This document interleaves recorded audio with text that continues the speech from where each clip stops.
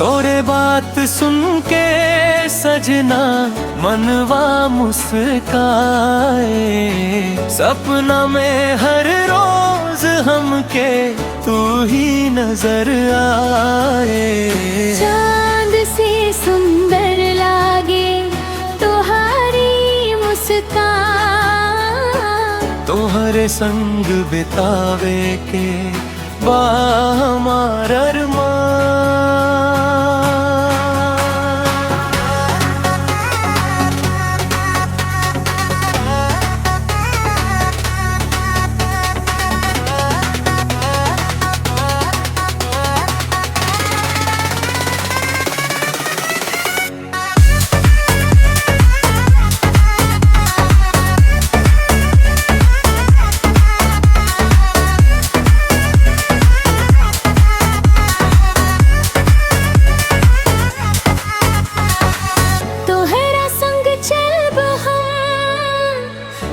खुशी हर रात जन्म जन्म के साथी बनी ना छूटे।